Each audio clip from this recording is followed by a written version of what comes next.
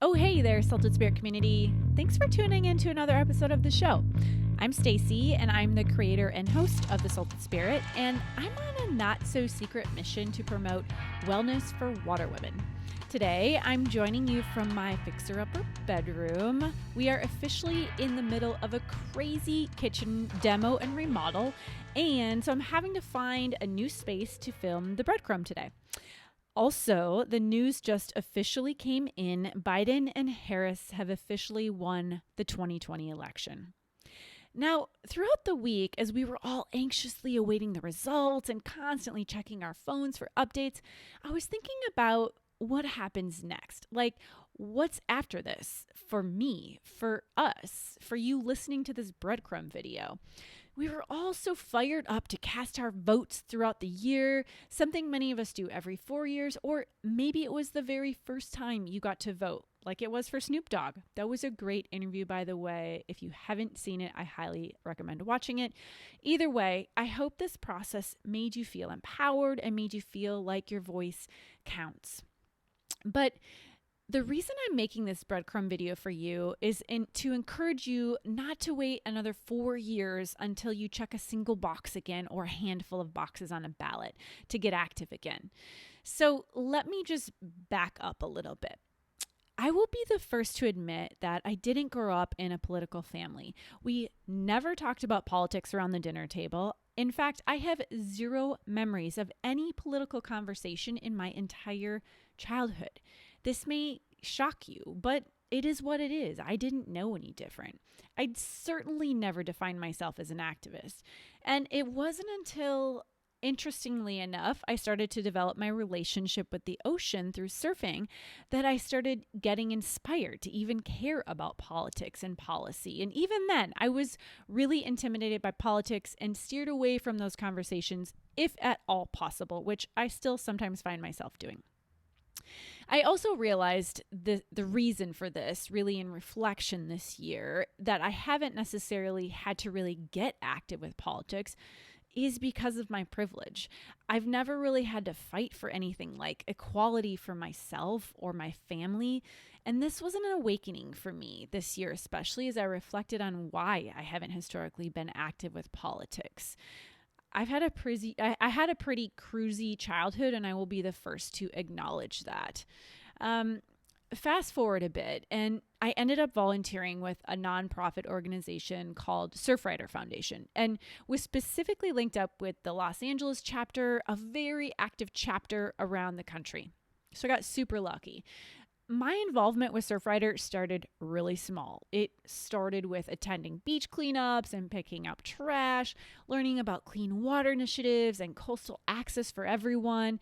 And then it snowballed into so much more, from actually serving on the board to speaking at city council meetings, reading and understanding about local policy, working with inner city kids to take them surfing, which was one of my favorite things to do.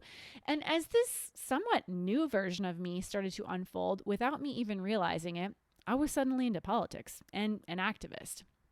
That's a really beautiful thing about getting passionate about something. And I want to just pause because I have to give a huge shout out to the staff and the volunteers that welcomed me into Surfrider, helped me find my voice to speak up, to get courage. I couldn't have done that on my own, honestly. So thank you. You know who you are. Those of you listening, many of you had contributed to this new version of Stacy that I'm forever grateful for. And I still have so much to learn, and I'm still inspired by you every single day. So I call this out because getting involved locally has allowed me to feel a sense of control that, to be totally honest, regardless of who won the election, I don't feel on the national level. And to be honest, I don't like to put all my eggs in one basket or in just the presidential election basket because I feel pretty far removed from it. So I've realized that I can feel really activated and stoked when I'm digging in on the local level. For me, the local level is learning about my new city here in Ventura. I'm going to give you guys just a quick example of how I'm starting to activate locally if you're looking for a place to start. So on our ballot, when I voted, there was a director position for an organization called United Water Conservation. And I thought, water. Yeah, I should care about that, right? I'm a surfer. I did a lot of work with Surfrider Foundation. What is this organization?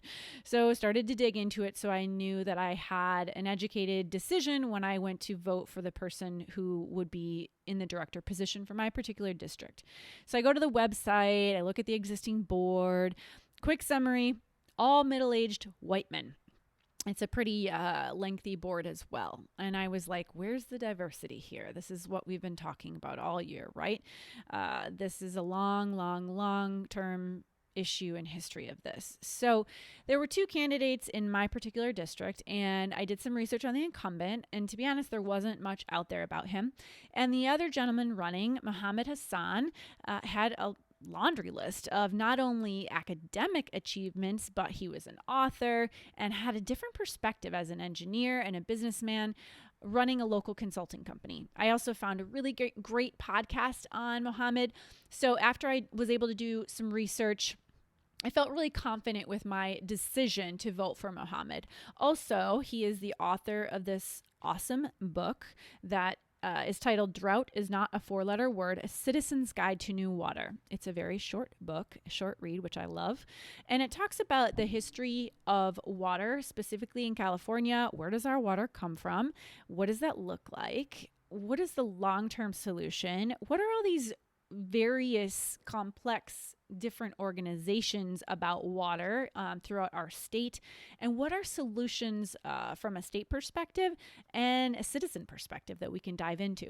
So I actually this week, Mohammed, I'm really excited to share, was elected as the new director. So I'm excited to see what he's going to bring to the table. But I reached out to him and I emailed him and I shared that he had my vote and that I was really excited and to congratulate him. And I invited him over. I invited him to Tequila Farm because I really want to get his insight into this beautiful land that we are stewards of here, and how can we be thoughtful when we're designing, thinking about water. Specifically, I want to know if I can do something around rainwater capture and trying to capture some of that rainwater and reuse it for watering our eventual farm and things like that. We have a clean slate in the backyard, so this is all really new to me. Mohammed responded same day and was like, sure, I'll come over.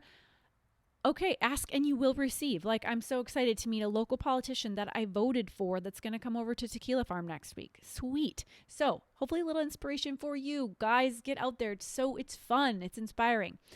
I share this example with you to let you know that I've been in your shoes. I didn't consider myself an activist, but I have a challenge to you because I like to challenge you and I like to make you uncomfortable like I do myself, because it's how I grow and it's how I learn and it's how I'm a better human. I want you to carry that flame forward. So you voted for Biden for really specific reasons. You were passionate about what he stands for, and vice versa for Trump. If you're listening to this and you voted for Trump, I want you to know that your voice is still heard and you're still important. I don't want you to feel like, oh, we lost and my voice isn't being heard, so I'm giving up. There's nothing more to do. And maybe you go back to life as you know it and you check another box in 4 years. But you were passionate about something that Trump stood for, or maybe a few things he stood for. And I want to know, what was it? Say it out loud, like right now as I'm talking to you. What were you passionate about? What are you passionate about? Or get a notebook out and make a list and then ask yourself, okay, how can I get active locally and get involved for that thing that I care so much about, right? Like I said, we all had these flames that were just fired up either way, one side or the other. I hate that there have to be sides, but I think there's an opportunity to try to blend that together instead of feeling like there's a winning team and a losing team, and just come together more locally as humans. This is my hope for the world. So just a reminder, it doesn't have to be anything crazy. For me, it started with picking up trash. Okay? There's nothing sexy about that, and it's really easy. And then it snowballed. And now I'm reading books about clean water and access, and my friend Ame is volunteering and filling community fridges for people in need of COVID, with COVID impacting them. And that's what she's passionate about. And my friend Susie is working on a maternity management program. She's a mom and she's passionate about that topic. So instead of throwing your hands in the air and say, I didn't win, or if you voted for Biden and you feel like, yay, I won, but now what? What are you going to do to back what you were so passionate about? I challenge you to think about it in a new way. I want us all to feel included. My friend Tiffany said this so perfectly once. She said, we all want the invite to the party. Even if you know you can't come, it still feels good to get invited and feel included. And so I'm inviting you to join me in small local activism. Tell me what you're up to. Tell me what you're fired up about. And let's get active and stay active locally. Thanks for watching this breadcrumb video. I really hope to get some comments from you guys about what you're fired up about, and I can't wait to read those as well. Thanks as always for tuning in to another episode of the show. And please follow along on our kitchen remodel on Instagram and wish us well. It's going to be a crazy 10 days. Cheers.